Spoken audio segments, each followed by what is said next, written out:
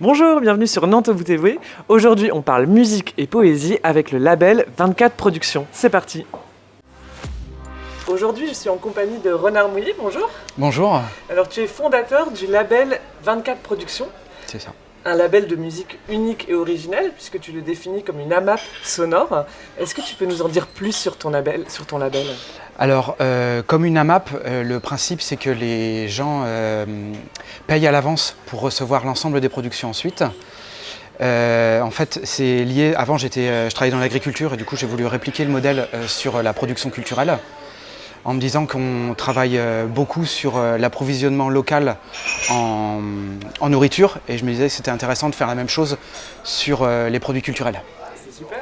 Donc voilà, et l'idée, donc, c'est, je l'ai appelé 24 parce que c'est 24 projets sonores qui sont tirés en 24 projets matériels. D'accord. Et alors, qu'est-ce qu'on écoute sur 24 Productions? Alors on écoute un peu de tout. À la base, c'est de la musique que j'appelle intrigante ou non calibrée, dans le sens où c'est beaucoup de la musique artisanale, donc les gens font ça dans leur garage principalement. Et ça va de la musique psychédélique à la musique ambiante, en passant par du hip-hop un peu bâtard, du doom, ça peut être un peu n'importe quoi. Il faut aussi du podcast expérimental. Voilà. Et alors, parmi justement ces 24 projets, est-ce qu'il y en a dont tu veux parler en particulier? Ici, on a les CD, un tirage en 24 exemplaires, c'est des objets inédits. Est-ce que tu veux nous en parler un petit peu? Oui, alors c'est surtout celui-là moi qui me tient à cœur. Donc c'est le deuxième album d'Octavian Kelp. Octavian Kelp, c'est un artiste, c'est à cause de lui que j'ai monté le label parce qu'en fait il faisait beaucoup de musique et j'arrivais jamais à l'écouter, donc je me suis dit que j'allais monter un label pour pouvoir moi l'écouter et le diffuser. Et ça, c'est son deuxième album dans lequel il mêle musique psychédélique et ornithologie. Donc c'est-à-dire qu'il intercale des chants d'oiseaux, des cris d'oiseaux avec de la musique plutôt planante. C'est effectivement incroyable et très très beau. Oui. Et ensuite, on a Allo Coucou. Alors là, dans les objets intrigants, j'en parle parce que j'ai adoré l'écouter. C'est effectivement très intrigant puisque c'est une sorte de mash-up à partir de messages téléphoniques. Et on n'a pas l'habitude d'écouter ça. On est là dans vraiment une sorte de création sonore. Enfin, c'est pas une sorte, c'est complètement la création sonore. Et c'est très rare d'en écouter sur des labels, d'avoir de la création sonore sur un CD. Donc ça, c'est vraiment très très original. Avec qui vous avez travaillé pour faire cet Allo Coucou? Alors ça, c'est un jeune homme qui vient de la Chevrolière. La plupart de nos artistes en fait viennent du coin, viennent du Sud-Loire, donc de Corquay-sur-Logne jusqu'à Nantes. Et en fait, il se trouve que c'était un ami de mon frère avec qui il avait fait de la musique et il avait ce projet-là, donc il avait tous ces cut-up de répondeurs sur lequel j'ai demandé à un autre artiste du label de mettre un fond musical. Et moi, ce qui m'avait intéressé là-dedans, c'est que finalement, hormis le côté un peu rigolo du cut-up de répondeur, c'était que finalement, quand on l'écoute de suite, ça raconte une sorte d'histoire. Et de notre génération aussi, cette génération qui part étudier à la ville, qui revient le week-end, chez voir ses parents, qui est coupée un peu, notamment de la grand-mère, qui a un rôle important. Donc voilà, quels sont les rapports avec les racines finalement. Et alors aussi, dans tous les projets que tu as, il y en a un aussi très très chouette qui s'appelle P17, dans lequel tu fais complètement partie. Et là, tu mêles aussi complètement musique électronique et poésie. Est-ce que tu peux nous en dire plus sur P17? Alors P17, à la base, c'est un voile de forçage qu'on met sur les cultures. Et en fait, les deux personnes, donc moi et la personne qui fait les musiques, qui s'appelle Black Soap Eggplant, on est deux maraîchers et du coup on s'est croisés parce que moi j'occupais mon temps, quand je m'occupais des plantes et des légumes, à faire mes petits vers dans mon coin que je notais sur un papier que je mettais dans ma poche, et lui en fait il faisait ses musiques sur son téléphone à sa pause déjeuner. Donc on s'est croisés là-dessus, on a discuté là-dessus, puis on a décidé donc de faire un projet ensemble.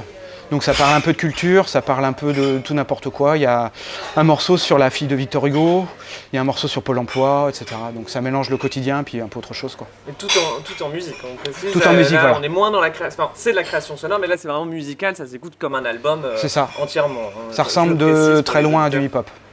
Voilà. Ensuite, qu'est-ce que tu nous proposes d'autre? J'ai écouté récemment Poésie Garage, le collectif Poésie Garage aussi que tu proposes. Enfin, je l'ai écouté sur Bandcamp. Et alors là, on est plutôt sur un format un peu podcast, c'est ça? Ouais. Alors, Poésie Garage, c'est un collectif où on est plusieurs personnes. C'est moi qui donne la voix, mais on est plusieurs personnes à choisir des poèmes. Donc, il y a Black Soap Eggplant, il y a Fernanda, qui est une amie que j'ai rencontrée au Portugal. Et je crois que c'est tout pour l'instant. Donc chacun m'envoie des poèmes. Moi je trie et je les lis donc dans un micro. J'entrecale par des petits commentaires. Et le gros objectif de Poésie Garage, donc le concept il est simple, c'est lire de la poésie dans mon garage. C'est d'essayer de dédramatiser la poésie et de montrer qu'en fait la poésie elle est partout, qu'on peut la lire, qu'il n'y a pas besoin de la vénérer ou de s'agenouiller devant. Qu'on peut, voilà, que ça peut être un compagnon au quotidien. C'est une super porte d'entrée justement en poésie, Poésie Garage.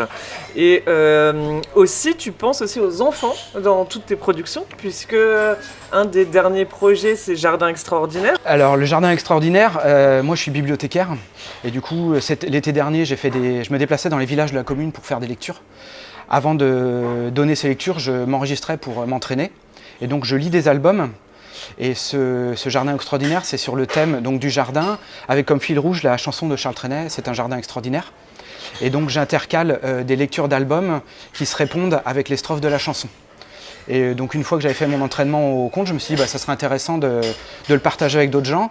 Parce qu'en fait moi j'ai 2 filles et dans la voiture on écoute beaucoup les belles histoires, enfin elles écoutent toujours les mêmes contes. Et au bout d'un moment c'est un peu relou. Donc là je m'étais dit que j'allais proposer aux gens un truc un peu dans l'idée de 24 productions, un peu non calibré, un peu intriguant. Donc voilà, donc c'est genre un livre audio pour les enfants artisanal. Qui marche très bien effectivement. C'est assez intéressant. Ouais. Et donc tous ces projets, où est-ce qu'on les retrouve, où est-ce qu'on les écoute? Alors on peut les écouter via le Bandcamp, qui est un peu notre nœud informationnel on va dire. Donc c'est 24 productions, 44 650 sur Bandcamp. Là-dessus on peut écouter donc les albums du label et puis les interludes, donc Poésie Garage et puis le Jardin Extraordinaire. Si les gens souhaitent acquérir les manifestations matérielles des disques, en fait c'est par abonnement, donc il faut me contacter, on m'envoie un chèque en sachant que c'est 24 € pour 24 projets. Que chaque chèque sert en fait à rémunérer l'artiste. En fait moi je rémunère 24 € l'artiste. Et donc voilà, ça permet du coup de rémunérer l'artiste et puis donc d'avoir les CD matériels. Donc tout est fait à la main, la jaquette est faite à la main, percée à la main, numérotée dans mon garage. Et donc voilà. Super. À côté de toute cette activité à la fois musicale et poétique, tu as aussi une activité d'auteur sur les projets en cours. Ça fera un petit teaser pour les prochaines sorties. Donc là, je suis en train de travailler sur un projet qui s'appelle Le culte des fleurs, à partir d'un texte japonais sur les fleurs. Du coup, on a fait un cadavre exquis avec plusieurs artistes du label, et moi j'ai posé mes textes dessus. Et ensuite, dans 1 ou 2 sorties, il y aura mon premier recueil un recueil de poésie auquel j'ai participé avec le collectif Poésie Garage. En fait, ça s'appelle Madame H. C'est un recueil de poésie autour de la vie d'une assistante maternelle. Donc moi j'ai calé quelques-uns de mes textes. Il y a plusieurs collaborateurs du collectif Poésie Garage qui ont calé des leurs aussi. Et voilà, c'est ça l'idée. Quelle place occupe la poésie, toi, dans ton quotidien? Moi j'en lis tous les jours. J'en pratique pas mal dans mon travail en fait. Notamment, en fait, chaque fois que je fais une lecture avec les enfants, avec les adultes, avec les personnes âgées, j'intercale toujours un poème. Là en ce moment, je vais lire chez un vieux monsieur qui est à la maison de retraite. Je lui lis de la poésie, une fois je suis passé chez lui pour lui prêter des livres et en fait de la poésie, donc j'étais content de trouver quelqu'un qui aime la poésie. Et en fait il était alité, il ne pouvait plus bouger, donc j'ai commencé à lui lire une poésie, il a fini les vers de la poésie, c'était hyper touchant, donc je vais chez lui toutes les 2 semaines. Donc voilà, c'est un peu comme ça que je pratique la poésie au quotidien en tout cas. Eh bien, merci Renard Mouillet. Donc on retrouve le label 24 Productions sur Bandcamp, 24 Productions 44 650 Bandcamp. Mais bien sûr, on encourage tous nos téléspectateurs à s'abonner à ce super projet, à cette AMAP sonore qui est très original. Vous ne serez pas déçus. On se retrouve bientôt sur Nantez-vous TV.